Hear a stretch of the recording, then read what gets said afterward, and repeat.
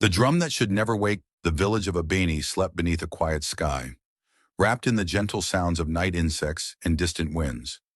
Lanterns flickered low outside mud houses, and the warmth of evening meals still hung in the air. Nothing warned the villagers that the peace was about to break. Then the drum sounded.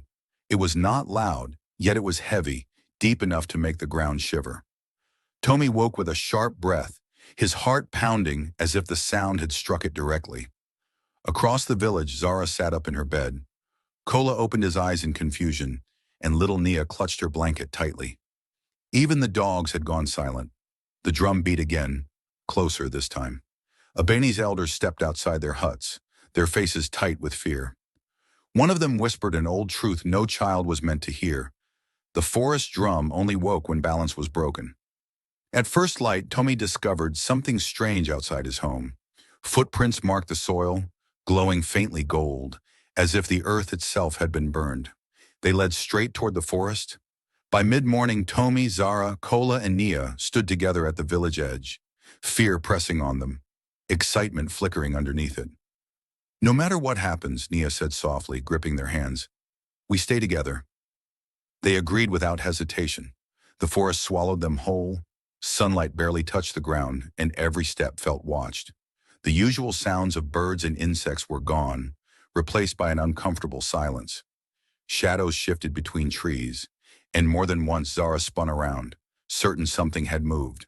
In a wide clearing, they found the drum, a massive stone circle cracked down the middle, glowing weakly.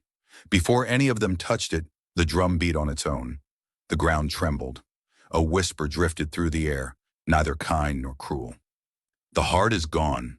Panic struck when thick vines burst from the soil, wrapping around Kola's leg and dragging him down. He cried out, fear flashing across his face. Without thinking, Tommy cut at the vines while Zara pulled him free and Nia shouted encouragement through her tears. The vines loosened, retreating as suddenly as they had appeared. Shaken but unbroken, the friends pressed on and soon reached the ruins of an abandoned village, trees growing through fallen walls. For a moment, happiness filled the air. Ghostly images of families laughing, drums beating, children dancing. It was beautiful, warm, and painful all at once. Then the images vanished.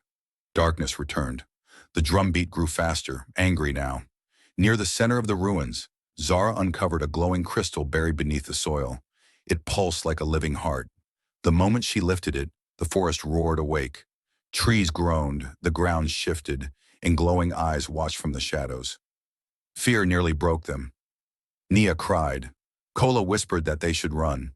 Tommy froze, his legs trembling. But Zara reached out, holding their hands once more. "We came together," she said. "We finished together." They returned to the stone drum and placed the crystal heart into its cracked center.